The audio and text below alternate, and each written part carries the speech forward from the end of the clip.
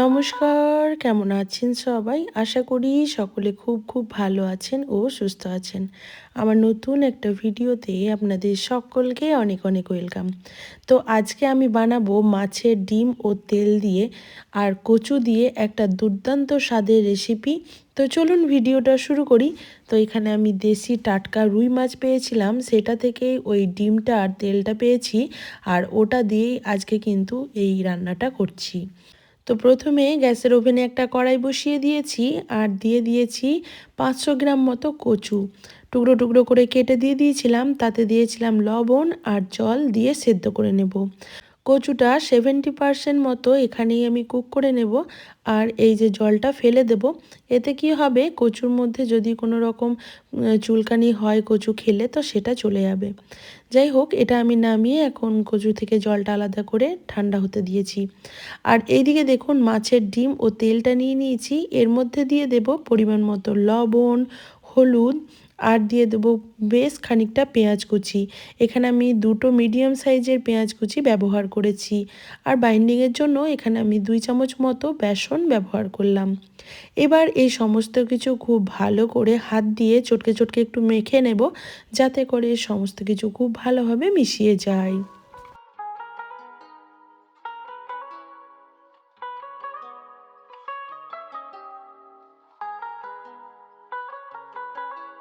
এবার আবারও আমি কড়াইটা খুব ভালো করে ক্লিন করে নিয়েছিলাম, দিয়ে গ্যাসের ওভেনে বসিয়ে দিয়েছিলাম। কড়াইটা গরম হয়ে গেলে এতে আমি দিয়ে দিয়েছি পরিমাণ মতো সরিষার তেল।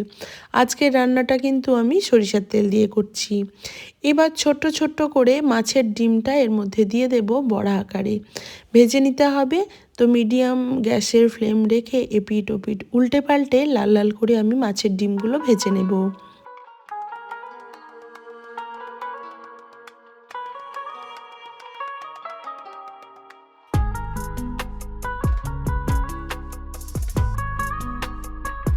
মাছের ডিমটা ভাজার সময় কিন্তু আমি কড়াইয়ের মধ্যে দেওয়ার কিছুক্ষণ পর উল্টে নিচ্ছি, না হলে কিন্তু ডিমগুলো ভেঙে যেতে পারে। আর এখানে আমি বেসনটা একদমই কম ব্যবহার করেছি।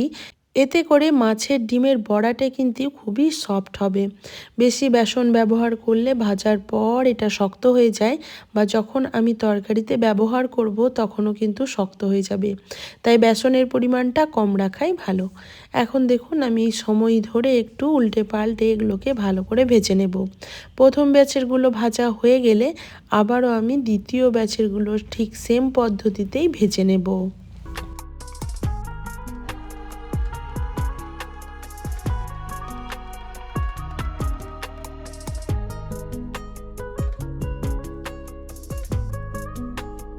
বন্ধুরা, মাছের ডিম তো অনেকভাবেই রান্না করে খেয়ে দেখেছেন।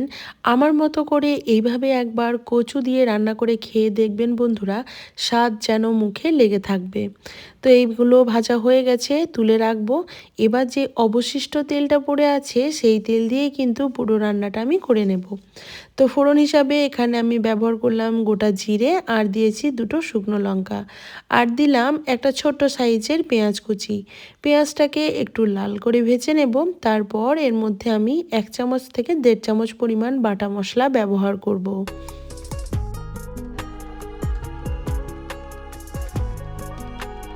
আর এই বাটা মশলার মধ্যে আছে আদা, পেঁয়াজ, রসুন, কাঁচা লঙ্কা, জিরে, ধনের পেস্ট। এটা আমি বাড়িতে বানিয়েই রাখি আমার কাজের সুবিধার জন্য, সেখান থেকেই আমি ব্যবহার করলাম। এবার আমি দিয়ে দিলাম বড় সাইজের একটা টমেটো কুচি।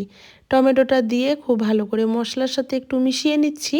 আর কিছু গুঁড়ো মশলা ব্যবহার করব, তার মধ্যে হচ্ছে লঙ্কা গুঁড়ো, হলুদ গুঁড়ো, আর স্বাদ মতো লবণ দিয়ে এটাকে ঢাকা দিয়ে দিয়ে মশলাটাকে একটু কষিয়ে নিতে হবে।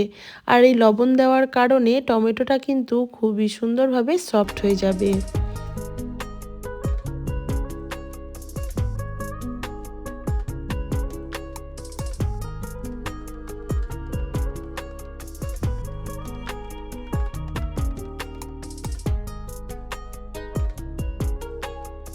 তো দেখুন, ঢেকে ঢেকে মশলাটা আমি কষিয়ে নিয়েছি, তাই টমেটোটা কিন্তু খুব তাড়াতাড়ি সফট হয়ে গেছে।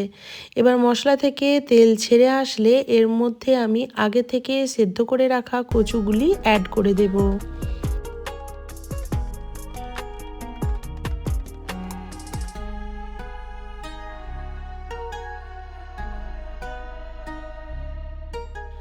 3 থেকে 4 মিনিট সময় ধরে কচুটা কিন্তু আমি মশলার সাথে খুব ভালো করে একবার কষিয়ে নিচ্ছি।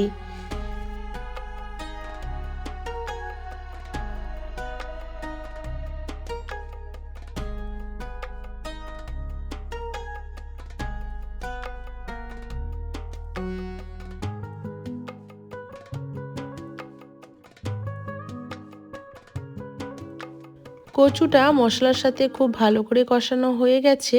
এখন আমি মশলার বাটি ধোয়া সামান্য একটু জল ব্যবহার করলাম, আর ঝোলের জন্য আমি আর একটু পরিমাণ জল এখানে ব্যবহার করব। আপনারা যে পরিমাণ ঝোল রাখতে চান ঠিক সেই পরিমাণই কিন্তু জল এখানে ব্যবহার করবেন। এই রান্নাটা আমি একটু রসা রসা রাখবো, মানে সামান্য একটু গ্রেভি থাকবে, তো সেই পরিমাণ জল এখানে আমি ব্যবহার করলাম। এই জল দেওয়ার পর এটাকে আমি ফুটিয়ে নেব 10 মিনিট মতো।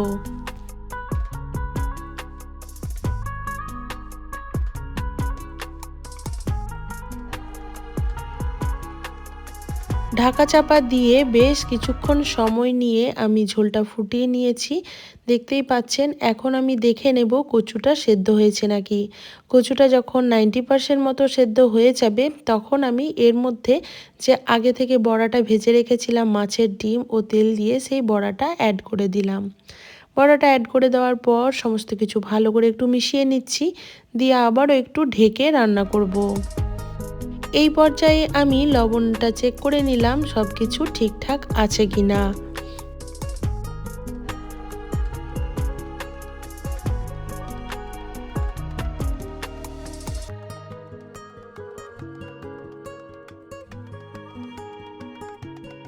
বড়াটা দেওয়ার পর আমি আরও 3 থেকে 4 মিনিট মতো ফুটিয়ে নিয়েছি। এখন আমি স্বাদের ব্যালেন্সের জন্য সামান্য একটু চিনি ব্যবহার করলাম, আর সবার শেষে 1 মুঠো পরিমাণ ধনেপাতা ব্যবহার করলাম। এতে কিন্তু এই রান্নার ফ্লেভারটা আরও সুন্দর আসবে, আর খেতে কিন্তু দুর্দান্ত লাগবে। আমার রান্না প্রায় হয়ে গেছে। এখন আমি এটাকে ঢেকে রেখে দেব 10 মিনিট মতো। তারপর আপনাদের আমি পরিবেশন করে দেখাচ্ছি আজকের আমার এই রেসিপিটি কেমন হয়েছে।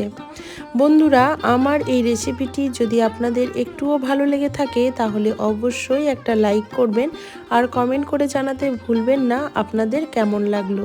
তো দেখুন কত সুন্দর কালারটা এসেছে।